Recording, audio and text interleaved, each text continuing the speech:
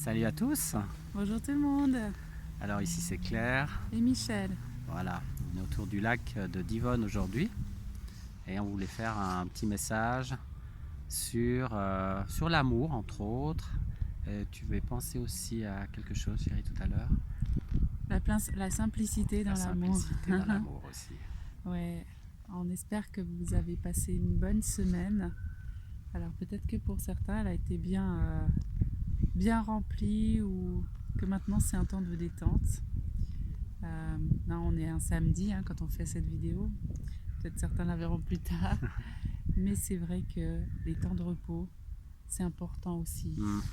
Et la simplicité aussi dans ces temps de repos. Et de prendre aussi du recul. D'abord, ça nous permet. C'est pas pour rien qu'il est dit que l'Éternel Dieu a créé les cieux et la terre en 6 jours et il s'est reposé. En fait, qu'est-ce que ça veut dire si on regarde bien? Toute la semaine, on est dans une activité, plus ou moins, selon les cas. Et à quel moment on va prendre du recul? On prend du recul quand on est arrêté. Alors, vaut mieux s'arrêter volontairement plutôt que d'être malade. Parce que souvent, les personnes, quand elles sont malades ou qu'elles ne sont pas bien portantes, elles prennent du recul à ce moment-là, puis elles se disent, mais qu'est-ce que j'ai fait de ma vie? Mais nous, chaque semaine, on a l'opportunité de prendre du recul sur la semaine et de regarder ce qui s'est passé. Et puis ça relativise les choses. Ça nous permet de nous dégager déjà de toutes les emprises qu'il pourrait y avoir de surexcitation, d'agitation dans la ville, que ce soit le train, que ce soit le métro, que ce soit le bus, que ce soit le travail, l'activité qui est pas des moindres, chérie. Complètement. Et aussi, ça nous permet de remettre les priorités au bon endroit, de se retrouver en famille pour tous ceux qui ont une famille, ou ceux qui ils n'ont pas de famille, mais ils ont une famille dans le Seigneur. Eh bien, c'est aussi des temps importants pour s'encourager, se fortifier. Parce que les pressions, elles sont quand même là, à droite, à gauche, et tout est fait quelque part pour nous éloigner de l'essentiel et des valeurs que notre Dieu nous a données. Les valeurs de paix, de joie, de justice, des valeurs aussi pour nos familles, des valeurs d'unité, de solidarité dans la famille et d'attachement et d'engagement. Et puis aussi, on a réalisé une chose, c'est qu'en fait, on peut faire beaucoup de choses, mais ce qu'on aime, nous, en tout cas particulièrement, et je pense que vous aussi, c'est de rechercher sa présence. Oui. Et c'est pour ça que les personnes vont quelque part retrouver en groupe, soit au culte de l'adoration de notre Dieu, parce qu'ils retrouvent, ils sont bien dans la présence. Et on est bien dans la présence quand on loue le Seigneur, on est bien dans sa présence. Et le matin, par exemple, ce matin, on aime lire la paracha du jour. Vous savez que dans le peuple juif, chaque Shabbat, ils lisent la partie de la Bible qui est consacrée pour le jour même. Et à chaque fois, il y a un thème différent, mais c'est des thèmes qui nous encouragent. Là, ça parlait de la liberté de l'esclave par rapport à son frère. Est-ce qu'il doit garder, au bout d'un certain nombre d'années qu'il est esclave dans cette famille, il doit le libérer, le lâcher. Mais combien on voit bien souvent que certains, où on lâche un certain bout, mais on rattrape de l'autre. C'est difficile d'abandonner et de laisser aller, parce qu'il était dit, s'il est esclave chez toi, au bout de 7 ans, la 7e année, tu le relâches, lui, et puis avec sa famille. Donc il y avait aussi un gain, il y avait quelque chose qui était attaché à ça. Puis s'il veut rester avec la famille, il peut. Ça, c'est aussi son choix. Donc voilà, on a du plaisir à partager ces temps avec le Seigneur, parce que c'est des temps de recharge aussi, et se nourrir des bonnes sources, de la bonne nourriture, parce que c'est aussi prendre des forces pour les défis qui sont devant nous, et qui sont devant vous certainement. Certainement aussi. Et on aimerait vraiment vous encourager, avant toute chose, à vous attacher à lui. C'est peut-être un message très simple, et c'est peut-être un message qui est répétitif, mais plus on le vit, et on aimerait vous encourager à toujours vous attacher à lui, parce que c'est une discipline. Oui. Et comme tu le disais, chérie, c'est vrai que si on chasse le naturel en général, il revient au galop. C'est notre ancienne nature qui veut toujours nous éloigner de Dieu et nous dire qu'on n'a pas le temps pour ça. Mais on a le temps pour plein de choses.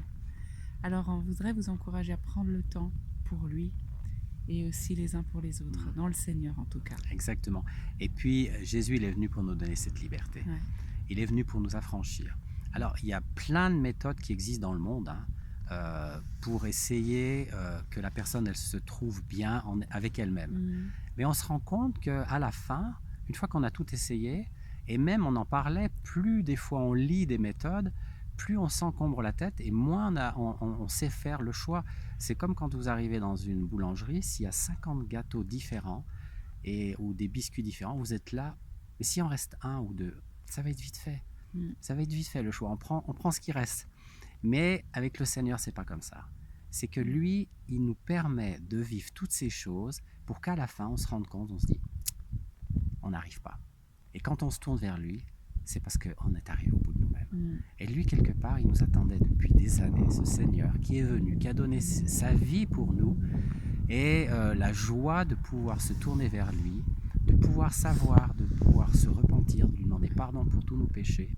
Parce que sans cette repentance, il n'y a pas d'approche de lui, parce qu'il est fidèle aussi.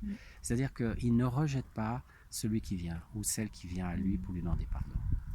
Amen. Et quand on le fait, alors on peut recevoir cette paix, ce vrai repos intérieur. Que l'être humain essaie de chercher à tout prix par toutes ces méthodes, mais qui ne peut pas venir sans lui. Et c'est ce nom, c'est par ce nom, c'est le nom de Jésus-Christ qu'on veut élever encore ce matin. Alléluia. Et sur vos vies, en tout cas ceux qui ont cette espérance, ceux qui ne l'ont pas encore, on aimerait vous encourager à venir tel que vous êtes devant lui et à lui confesser que sans lui, vous ne pouvez rien. Parce que c'est ce qu'on a fait aussi, parce qu'on a découvert qu'en fait, on était arrivé au bout de nous-mêmes. Et que sans la repentance, il n'y a pas de paix et il n'y a pas d'espérance pour la vie. Non seulement cette vie, mais la vie à venir, parce qu'il y a une vie éternelle. Exactement. Et Jésus-Christ, c'est celui qui nous donne la vie éternelle. C'est lui le chemin, la vérité et la vie. Alléluia. Alors on va prier pour vous. On va prier pour vous, et puis on va vous encourager aussi à lire la Bible. Oui. Si vous avez l'opportunité, alors c'est un grand livre, bien sûr. Il y a beaucoup d'auteurs dans ce livre. Il y a quand même beaucoup. 66. Il y a 66 livres et il y a 40 auteurs différents et qui sont très cohérents et sur une grande période quand même. Si on prend 2000, ça fait 3500 ans. En tout cas que ces écrits sont là. Pas tous. Une partie qu'on appelle la Nouvelle Alliance qui est là depuis à peu près la période de 60 ans après Jésus, quelque part comme ça, à peu près 80 et 100 ans. Mais si vous voulez, c'est toujours d'actualité. Et si vous lisez les psaumes, eh bien, nourrissez-vous de la parole et voyez-la comme une parole, comme une écriture qui n'est pas une philosophie ou une théorie, mais qui est vraiment la parole de Dieu, parce que vous allez voir, qu'en la lisant, vous allez découvrir des choses sur vous-même, mais mieux que n'importe quel, que n'importe quel livre, parce que dans ce livre, il va vous révéler qui vous êtes en fait. Ouais, il sonde les intentions des cœurs, ce livre, et c'est aussi l'expression de notre Dieu qui est un Dieu vivant. Il est tout puissant et il est vivant, il est éternellement vivant et il se révèle dans cette parole. Donc c'est, comme tu le disais, c'est pas juste un livre comme un autre, c'est une parole vivante. Et si vous la prenez comme une parole vivante, eh bien elle va vous éclairer sur des choses que vous auriez jamais imaginées. Parce que Dieu veut une communion et une conversation avec vous, parce qu'il vous aime et il veut attirer votre cœur vers lui et lui seul. Alors on voudrait vous bénir aujourd'hui. Exactement. Dans le sens qu'on souhaite que vous trouviez la vraie vie en lui, parce que c'est par lui que viennent toutes choses. Amen. Tu veux prier? Tu veux qu'on prie? Oui, on peut prier. Là, je prierai après toi, chérie. Ouais. Eh bien, Père, nous te bénissons au nom de Jésus, ton Fils bien-aimé.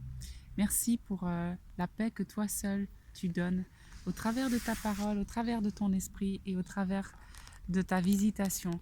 Seigneur, merci pour le salut. Merci parce que tu as sauvé nos vies anciennes et tu les as rachetées par ton sang et tu nous as donné une vie nouvelle. Et nous prions pour tous ceux qui regardent cette vidéo, que tous ceux qui n'ont pas encore cette espérance en eux, qu'ils puissent recevoir la conviction de péché et qu'ils puissent venir à toi de tout leur cœur, se repentir de leurs fautes et te reconnaître comme le Sauveur et le Seigneur de leur vie, parce que tu es celui qui donne la vraie vie, la vraie paix et la vraie joie. Amen. Et puis, on déclare aussi sur vous la bonne santé. On déclare la prospérité dans la santé et on déclare ce que la parole de Dieu nous dit. On déclare le bonheur pour vous. Celui qui a rencontré et qui a fait une rencontre personnelle avec Jésus, qui lui a laissé, c'est pas une religion, c'est vraiment une relation intime. Et comme on vous partagera un jour nos témoignages différents, mais qui sont uniques, parce que cette rencontre personnelle avec Jésus, elle est unique. Et il dit, attends-toi à voir ton Dieu et à la rencontre de ton Dieu. Et tourne-toi vers l'Éternel. Viens, repens-toi. Les prophètes l'ont annoncé tout le temps. On souhaite que vous vous tournez et que vous soyez guéris à l'intérieur. On prie la bonne santé sur vos corps. Et on déclare aujourd'hui avec mon épouse que tout esprit d'oppression qui voudrait vous attacher, qui voudrait vous détruire, eh bien, on brise ces chaînes. Parce que dans le nom puissant de Jésus, le nom tout puissant de Jésus, il est venu pour détruire les œuvres du diable et vous libérer de toute forme de captivité, que ce soit mentale, que ce soit émotionnelle, que ce soit physique, que ce soit spirituelle, parce qu'il est là pour vous dégager des pièges du diable. Croyez en lui. Jésus, il a dit, croyez en moi et croyez en Dieu le Père. Croyez en Dieu et faites confiance à Dieu. Parce que Jésus est venu sur cette terre pour nous libérer, pour vous libérer et pour vous affranchir de tous les jougs de ce monde, quel qu'il soit. Parce que l'homme aspire à cette liberté. Et on déclare la liberté au nom de Jésus sur vos vies. Et soyez bénis avec vos familles. Oui, avec vos familles. Passez une très belle journée. Très belle journée. Et que ce message puisse nourrir votre cœur aussi d'espérance. Et puis on vous dit aussi Shabbat Shalom. Shabbat Shalom. Et c'était Claire et Michel. Alors à tout bientôt et belle journée. Belle journée.